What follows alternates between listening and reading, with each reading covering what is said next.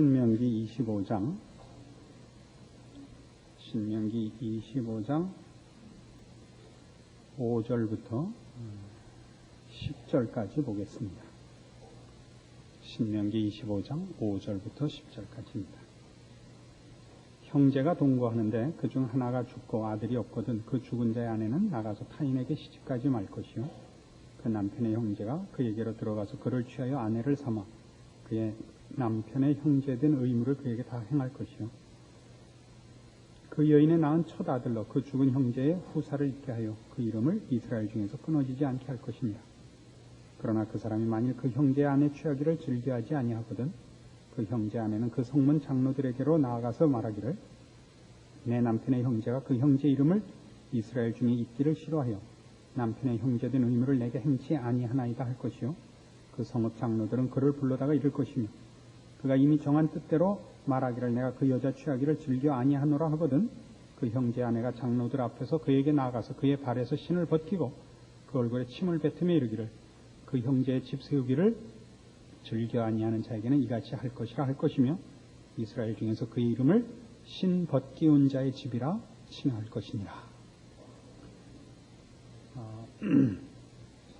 하나님께서 이스라엘 백성을 그의 택한 백성으로 부르시고 복 주시는 자녀로 부르신 이후에 그 하나님이 약속한 복들이 영원할 것과 그리고 하나님께서 의도하시고 목표하시는 것들에 대하여 그 수혜자들인 이스라엘 백성들이 알고 내용으로 숙지할 뿐만 아니라 삶의 원리와 행동으로 동참할 것을 요구하는 것이 여기 가장 잘 나타나 있는 셈입니다. 창세기 12장에 가시면 한번 다시 보십시다. 여러분 잘 아시는 그 약속이지만 하나님께서 아브라함을 부르시면서 이렇게 약속하십니다. 창세기 12장 1절 여호와께서 아브라함에게 이르시되 너는 너의 본토 친척 아비 집을 떠나 내가 네게 지시할 땅으로 가라. 내가 너로 큰 민족을 이루고 네게 복을 주어 네 이름을 창대케 하리니 너는 복의 근원이 될지라. 너를 축복하는 자에게는 내가 복을 내리고 너를 저주하는 자에게는 내가 저주하리니 땅의 모든 족속이 너를 인하여 복을 얻을 것이니라 합니다. 이게 이제 아브라함을 불러내시면서 하시는 약속이었고 이 약속을 보면 아브라함만 부른 것이 아니고 아브라함을 인하여 모든 족속이 열방이 복을 받도록 하십니다. 그래서 17장에 가면 특별히 이런 제사장적 책임을 맡은 아브라함과 그의 후손들에게는 이렇게 그 약속이 더 분명해지는데요. 창세기 17장 6절 내가 너로 심히 번성케 하리니 나라들이 네게로 쫓아 일어나며 열왕이 네게로 쫓아나리라. 내가 내 언약을 나와 너와 네 대대 후손의 사이에 세워서 영원한 언약을 삼고 너와 네 후손의 하나님이 되리라. 내가 너와 네 후손에게 너의 우고하는 이 땅 곧 가나안 일경으로 주어 영원한 기업이 되게 하고 나는 그들의 하나님이 되리라. 그러니까 이 약속은 아브라함 하나만이 아니고 아브라함의 후손 모두에게 준 제사장 직분인 것입니다. 복의 근원이 되고 그에게 허락된 복들이 넘쳐서 열방이 복을 받도록 하는 것입니다. 그래서 이스라엘 백성들은 말하자면 이런 제사장 국가로서 저들 안에 있는 하나님을 아는 지식, 하나님의 복주심과 인도하심과 보호하심으로 말미암은 여러 가지 복들이 넘쳐나서 저들이 첫 수혜자이며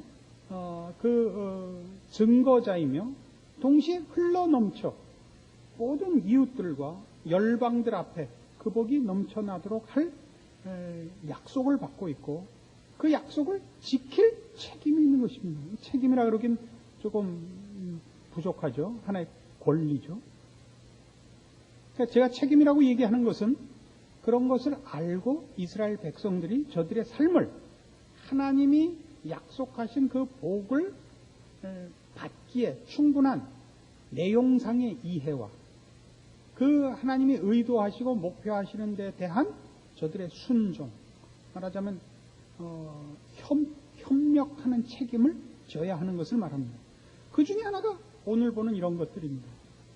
형이 자식이 없이 죽으면, 그 뒤를 이을 아들이 없이 죽으면 장가 안 간 동생이 형수와 살아서 그 낳은 자식으로 형의 기업을 잇게 해야 됩니다. 이런 일들을 기업을 무른다 그럽니다. 기업을 무른다 그래요. 가족이나 친척 중에서 같은 가족과 친척 중에 곤궁한 일을 당한 사람의 어려움을 돌봐줄 책임을 지는 것을 말합니다. 오늘 보는 바와 같이 신명기 25장에는 그 후사를 잇는 일, 이것이 기업을 무르는 일 중에 하나고, 레위기 25장에 가시면 이런 것도 기업을 무르는 행위에 들어갑니다. 레위기 25장 5절. 레위기 25장 25절. 만일 너희 형제가 가난하여 그 기업 얼마를 팔았으면 그 근족이 와서 동족에 판 것을 물을 것이요. 만일 그것을 물을 사람이 없고 자기가 부유하게 되어 물을 힘이 있거든 그 판 횟수를 계수하여 그 남은 값을 산자에게 주고 그 기업으로 돌아갈 것이니라. 그러나 자기가 물을 힘이 없으면 그 판 것이 희년이 이르기까지 산자의 손에 있다가 희년에 미쳐 돌아올지니 그가 곧 그 기업으로 돌아갈 것이니라. 그러니까 땅을 팔았다. 본인이 그거를 되찾을 힘이 없다 그러면 일가 친척 중에서 누군가 여력이 있는 사람이 그 땅을 그 판값을 돌려주고, 그러니까 갚아주고 땅을 물러주도록 해야 된다 이거예요. 기업을 무르는 책임인 것입니다.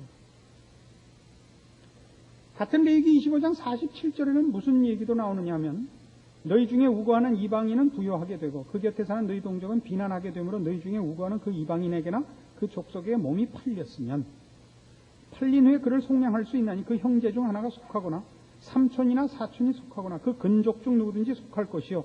그가 부유하게 되면 스스로 속하되 자기 몸이 팔린 해로부터 희년까지를 그 산자가 계산하라 그래요.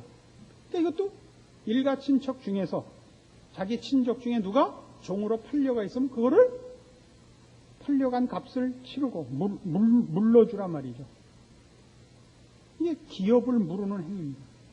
민수기 35장에는 한 걸음 더 나가서 이런 일까지 일가 친척들의 책임이 됩니다. 민수기 35장 18절. 만일 사람을 죽일 만한 나무 연장을 손에 들고 사람을 쳐 죽이면 이는 고살한 자니 그 고살자를 반드시 죽일 것이니라. 피를 보수하는 자가 그 고살자를 친히 죽일 것이니 그를 만나거든 죽일 것이요. 만일 미워하는 까닭에 밀쳐 죽이거나 기회를 엿보아 무엇을 던져 죽이거나 원한으로 인하여 손으로 쳐 죽이면 그 친자를 반드시 죽일 것이니 이는 고살하였음이라. 피를 보수하는 자가 그 고살자를 만나거든 죽일 것입니다. 그러니까 일부러 죽인 것, 고의로 죽인 것은 그 죽음을 당한 자의 일가 친척 중에 누군가가 보수를 해야 된다고요. 복수를 해야 된다고요. 이게 다 기업을 무르는 책임 중에 하나인 것입니다. 이런 것들은 다 뭘까요? 하나님께서 우리에게 복 주셔서 우리 복이라는 게 뭘까요? 그래서 등 따시고 배부르고 이게 이제 복이에요. 일차리 가장 원색적인 복인데 걱정할 거 없고 하는 일 다 되고 우리 복이라고 생각합니다. 그래서 언젠가도 그 주일날 설교한 것 같이 미친놈이 제일 행복하다. 거지가 제일 행복하다 이게 나와요. 왜요? 거지는 책임이 없으니까. 미친놈은 고통에 대한 의식이 없으니까. 그러니까 하나님이 우리에 대해서 이런 하나님이 약속하고 하나님만이 주시는 복을 우리에게 왜 그걸 하나님이 약속한 것을 이루기 위하여 동참하고 책임을 지라 하시느냐 하면 우리 가축이 아니다 그런 뜻입니다. 우리가 져야 하는 믿는 자로서의 개인 신앙은 자칫 잘못하면 죄 졌다 안 졌다가 전부인 경우가 너무 많습니다. 그렇죠? 죄를 졌다 안 졌다. 11조 떼어먹었다 안 떼어먹었다. 기도할 만큼 했다 안 했다. 신앙의 점검이 전부 그런 식이에요. 그런 것만이 신앙이 아니고 신앙의 큰 책임은 뭐냐면 하나님이 누구시며 하나님의 온천하의 주인이시며 거룩하신 분이시며 의와 진리와 생명을 요구하시는 분이시며 우리에게 그것을 알게 하시고 그렇게 살도록 죄를 물리칠 힘을 주시며 하나님의 성품에 동참케 하시는 일을 알고 연습하고 그것이 여러 사람에게 혜택이 되도록 애쓰는 자리에 서도록까지 요구하고 있고 그것을 기준과 원리와 목표로 삼는 것이 말하자면 신앙생활을 내가 하고 있느냐 안 하고 있느냐의 기준이어야 되는 거란 말이에요. 공동체적인 책임, 빛과 소금이 세상 앞에서도 그렇고 우리 믿는 사람들 내에서의 책임도 그렇게 큰 것이에요. 우린 그저 예수 믿는다는 책임을 OX밖에 할 줄 몰라가지고 기도했어? 전도했어? 거짓말했어? 이거에 다 우리의 물어보는 건 다 그런 식이에요. 이번에 수학 몇 점 받았어? 이번에 영어 몇 점 받았어? 이거예요. 다. 그게 아니라 우리가 믿고 있고 부름을 받고 있고 하나님이 우리에게 목적하고 있는데 우리 하나만이 아니라 하나님께서 구약시대 같으면 이스라엘이라는 백성을 부르셨고 나라를 부르셨고 신약시대 와서는 교회를 불렀다고요. 한 공동체를 이루고 예수 그리스도를 머리로 하여 그의 지체로 부름받아 같이 신앙생활하는 이 공동체 속에서 이 책임을 져야 되는 거예요. 기업을 무르는 책임을 가져야 돼요. 누군가가 실력이 없어서 혹은 누군가가 믿음이 부족해서 누군가가 여러 가지 이유로 그 하나님께서 우리에게 주신 그리고 약속하신 복과 거룩과 영광의 자리에서 좀 가난하게 되거든요. 그럼 옆에 있는 우리가 그를 부여한 자리로 회복시키는 일에 모두 책임 있게 그 짐을 나눠줘야 된다 이겁니다. 이거 없죠. 모두 각자 와서 서로 먼저 복 따먹고 가려고 아우성치고 경쟁하는 것밖에 교회가 없다고요. 모두의 신앙을 하나님 앞에 부름받고 약속받은 영광의 자리에 함께 가야 된다는 것을 아는 그 책임을 지는 그 짐을 나누는 그 기업을 모를 줄 아는 실력 있는 자가 되어야 되는 겁니다. 그래서 이 문제는 만일 그 일을 하지 않거든 이걸 하지 않거든 어떻게 하라 그러냐면 성문 앞에 데려가서 옛날에는 오늘 우리 본문에는 그 성읍 7절에 그러나 그 사람이 만일 그 형제 아내 취하기를 즐겨하지 아니하거든 그 형제 아내는 그 성문 장로들에게로 나가서 말하라 그러죠. 옛날에는 성문이 일종의 재판정이었어요. 또 공청회 장소고 거기가 사람들이 드나드는 제일 번화한 곳이고 모든 사람이 지켜보기에 좋은 말하자면 저작거리 같은 데죠. 광장이기도 하고 그래서 거기서 그런 공청회를 열기도 하고 재판을 열기도 하고 했던 것입니다. 그래서 성읍 장로들을 불러다가 어떻게 하라고요? 이 사람이 책임을 지지 않습니다. 그럼 어떻게 한다고요? 신발을 벗기고 침을 뱉어요. 분명히 수치스럽도록 만드는 것이죠. 모욕을 주는 행위인 것을 알 수 있죠. 우리는 이렇게 먼저 따져봐야 돼요. 이런 모욕을 당하면서도 그걸 왜 안 할까? 이 책임을 왜 안 질까? 그 기업 무르는 책임을 게을리하고 고의로 회피하는 자들이 있었다는 얘기입니다. 왜 그랬을까? 민수기 27장에 보면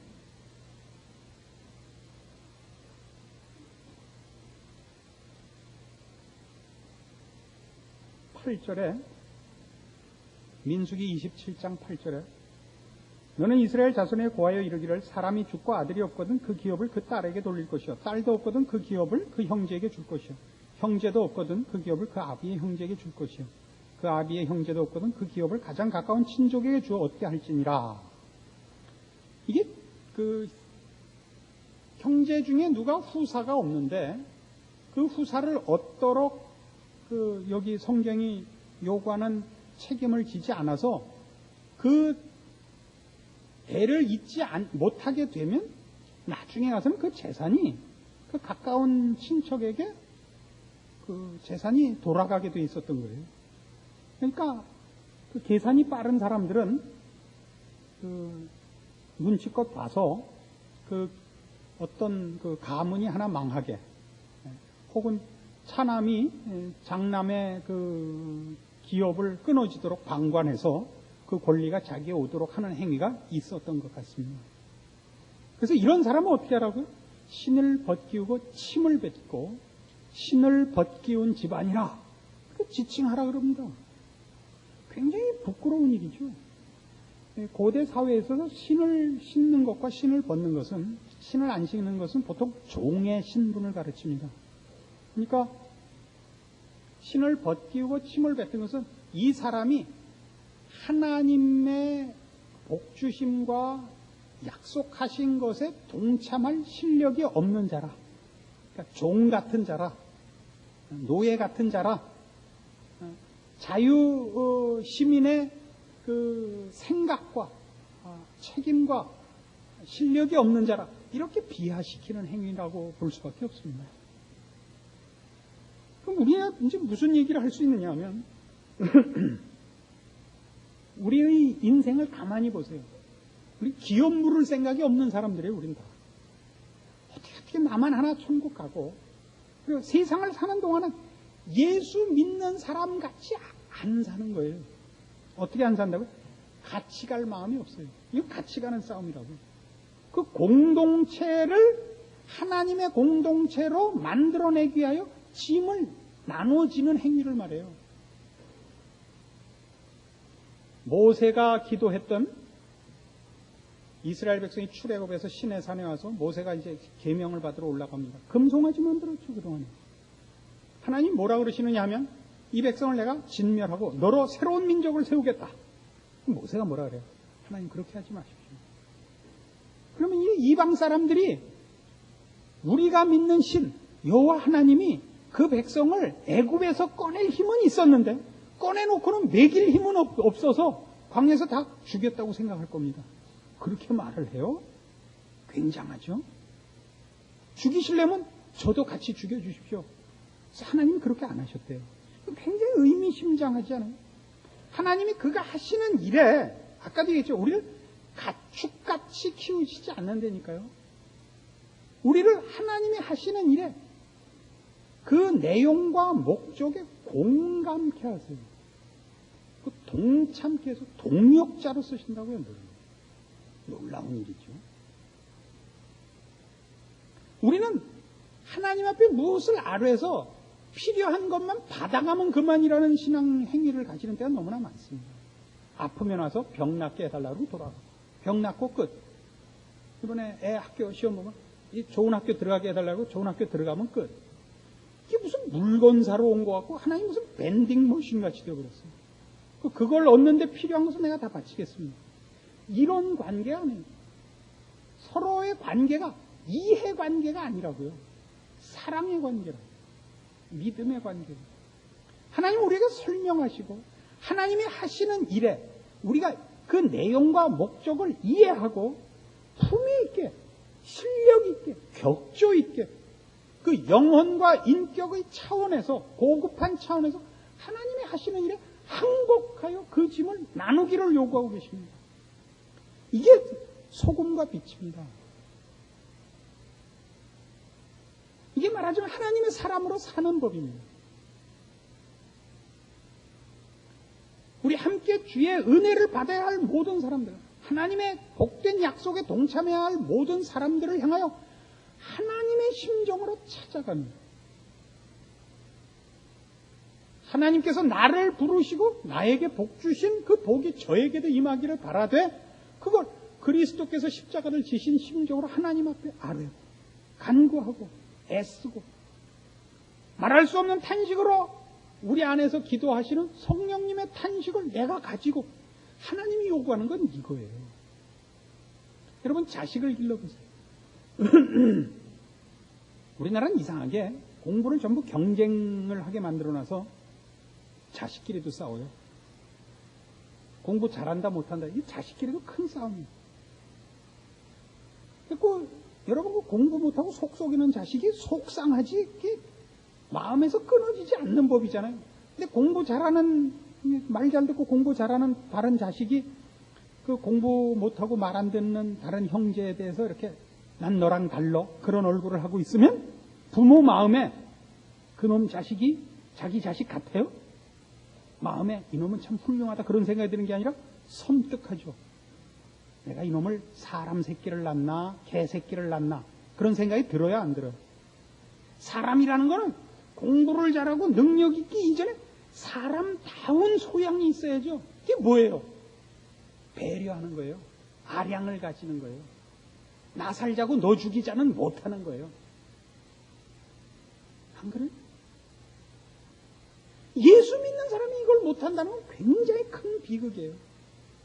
예수를 믿는다는 것은 하나님께서 우리를 지으시되 자기 형상으로 지으시고 복주시기를 기뻐하시고 타락한 우리를 버리지 아니하시고 그 사망과 영벌의 자리에 있는 우리를 구하기 위해 그 아들을 주시고 말씀하시고 설득하시고 기다리시고 가장 좋은 곳으로 주시고 우리가 받은 은혜와 사랑을 이제도 부르시고 주시기를 기뻐하시는 영혼들 앞에 우리와 함께 가시기를 원하는 그 마음에 동참해야죠. 그 마음에 동참해야죠. 그 신앙에 있어서 가장 중요한 말하자면 자질이라고요. 그게 이런 게 없어요. 난 기도했습니다. 난 헌금했습니다. 난 뭐 했습니다만 있지 그럼 따뜻함이 없어요. 사람의 사람된 그 내용이 없다는 거죠. 이런 것들이야말로 사람이 사람에 대해서 감격하고 사람을 만나는 기쁨이고 내 옆에 짐승이 있지 않고 사람이 있어서 감사한 이유인 거 아니에요? 근데 오늘날 그렇지 않죠. 여러분 어디 가다가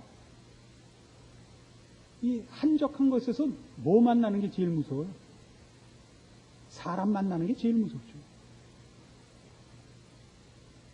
그 무서워진 이유 중에 대부분의 책임을 누가 져야 되냐면 교인들이 져야 된단 말이에요. 예수 믿는 사람들이.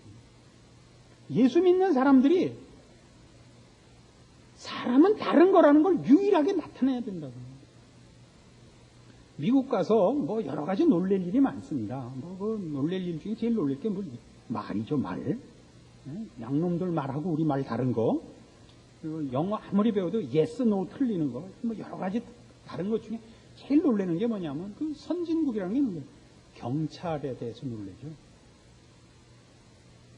우린 무슨 일이 오면 경찰을 보면 일단 놀라죠. 차 고장나서 서 있는데 경찰 오면 뭐하고 계세요? 아니에요. 아무것도 아니에요. 어서 가세요. 뭐 이렇게 말해서 죄송합니다. 좀 극단적으로 얘기하면 왜 길거리에 서 있어요? 딱지 않아요. 미국 가면 그게 좀 달라요. 경찰은 정말 벌 주려고 있는 게 아니고 보호하려고 있어요. 차 고장나서 서 있으면 경찰이 맨 먼저 와서 서요. 왜 그러느냐고. 차가 모이면 안 돼요. 열심히 도와주죠. 열심히 도와줘서 다 처리해주고. 우리 그럼 그냥 못 가죠. 습관적으로. 얼마 드려야 돼요? 눈이 둥그레져. 얼마? 재미있었던 일화 중에 참 재미있었던 겁니다. 사람 사는 맛이 나는 얘기 중에 하나가 제가 공부했던 미국 버지니아에 있는 린치버기라는 마을에 조그만 마을입니다. 호텔이 딱 하나 있어요. 힐튼 호텔이 딱 하나 있는데 4층 건물인가 5층 건물에 그렇게 조그마한 호텔 하나가 있을 정도로 그 규모가 작은 마을입니다. 몇 해 전에 이제 그 졸업식에 갔다가 이제 그 졸업식 때쯤 되면 제가 갈 일이 그 학교에 꼭 있곤 해서 이제 가서 한국 학생들, 유학 온 학생들이 많아서 이제 만나고 뭐 서로 할 얘기들이 있고 저 이제 그 호텔에 투숙을 했었는데 이제 돌아오는 날이 됐습니다. 이제 제가 간다 그러니까 이제 배웅하러들 제자들이 여럿 왔는데 그 밑에 가서 체크아웃을 다 했는데도 한 부부가 안 온 거예요. 떠났대는데. 집에 전화하니까 안 받는 거 보니까 떠난 게 행동한데 오질 않는 거예요. 그래서 로비에서 이 한국 사람 한 12명이 호텔을 로비를 장악하고 있으니까 우습게 된 거예요. 드나드는 양놈들마다 이상하게 쳐다보는 게 가뜩이나 뻣뻣하게 서 있으니까 눈도 작은 데다가. 그래서 안 되겠어요. 그래서 그 로비에 있는 그 커피숍에 들어가자 그랬어요. 이제 아침에 아침은 그 뷔페를 하고 10시 반이면 끝나고 또 11시쯤 돼갖고 점심 먹을 시간은 안 됐고 그래갖고 아무도 없는 거예요. 그래서 커피 되냐니까 된다고 들어오라 그래요. 그래서 우리가 10명이 넘는 인원이 들어가 이제 앉아서 커피를 한 잔씩 했어요. 그 나오면서 이제 얼마예요? 했단 말이에요. 물론 영어로 했죠. 얼마예요? 잠깐 놀래요. 그 웨이트레스가. $1,000 그러더라고요. 커피 12잔 마셨는데 $1,000. 근데 제가 금방 알아먹었어요. 제 큰 약점이라면 머리 좋은 거 하나인데 아주 큰 약점인데 금방 알아먹었어요. 그래서 주머니 턱 빼갖고 줬어요. 1,000원. 한국 돈 1,000원. 한국 돈 있어요. 공짜인 거예요. 우리나라는요, 호텔에서 커피 마시면 최소 5,000원이에요. 그렇잖아요? 그래서 호텔 커피숍 갈 때는 인스턴트 커피 한 봉지 들고 가서 더운 물 한 잔 주세요 해서 타먹는다는 거 아니에요? 우리나라는 무시무시하게 비싸요. 이 나라는 커피는 공짜인 거예요. 그러니까 우리 앞에서 이렇게 하는 거 보고 안 거예요. 저 사람은 우리 투숙객이고, 저 사람 배웅 나온 사람들인데 사람을 기다리고 있구나. 그러니까 커피 됩니까? 하니까 들어와서 커피 한 잔 하고 가라는 거였죠. 우리는 호텔 커피숍에 무슨 커피를 공짜로 해요? 얼마예요? 답니다. 그러니까 놀란 거예요. 아니, 이걸 돈을 주려고 그런단 말인가? 응? 돈을 준단 말인가? 그까지 커피에 이렇게 되는 거예요. 그러니까 놀린 거죠. $1,000가 나왔죠. 그걸 되받아친 이 한국인의 지성에 대해서 그 사람들이 두고두고 인상을 갖고 있길 바라요, 저는. 그런 배려들. 이게 사람에 대해서 가지는 어떤 기쁨이란 말이에요. 그럼 이런 것들은 사실 예수 믿는 사람 아니면 가질 수 없는 거라고요. 소금이 뭐예요? 맛내는 거 아니에요? 맛내는 거. 예수 믿는 사람들의 신앙의 가치가 뭐냐? 신앙의 그 본질이 뭐냐면 이런 거예요. 고귀하고 멋있고 맛있는 거예요. 그런데 어떻게 하다가 예수 믿는 사람이 이렇게 재수가 없게 돼. 멋대가리도 없고 상큼하고 교활하고 뻣뻣하고 다시는 쳐다보기 싫은 얼굴을 하고 댕겨요. 왜 그래요? 노래방 가서 노래하는 것 같은 감정도 안 묻어나와. 찬성은 왜 그래요? 참 멋대가리 없어요. 왜 그렇게 됐다고요? 하나님이 우리에게 주신 복, 우리에게 맡긴 짐이 뭔지를 모르는 거예요. 그 고급한 그 격을 스스로 못 누리고 있는 거예요. 아시겠나이까? 인상들 좀 펴세요.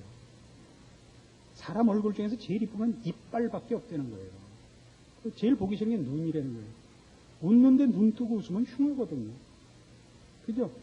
웃을 땐 눈 감기고 입 크게 벌어지는 것 같이 멋있을까? 모든 아름다움은 앞니빨에 있다. 그런 서양 격언이 있어요. 아님 말고요. 왜 교회 와서 인상 팍팍 쓰고 오는 거예요? 왜 성경 한 번 읽고 오면 이렇게 신경질을 팍팍 거리는 거예요? 기도 좀 하고 오면 손가락질을 하냐 이거. 뭐 한 게 있다고 지가. 무슨 옆 사람의 기업을 물러준 게 뭐 있다고. 제가 밤낮 그 얘기는 전 내복 입었어요. 물론 입었어요. 왜 입냐는 거예요. 추우니까 입죠. 지가 사줬어요. 내 돈으로 산데 지가 지랄해요. 나 춥대는데. 알아들어요? 모두가 그거예요.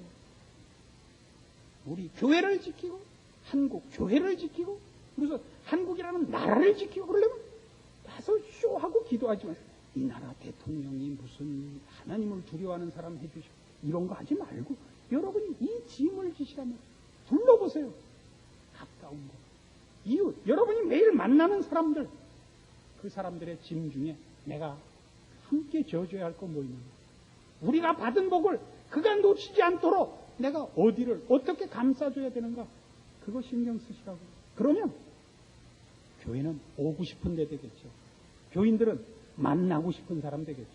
그러면요, 살만나지요. 안 그래요? 천국 갈만 나고요. 누가 그랬지? 천당 가기 싫다는 거 아니에요? 왜요?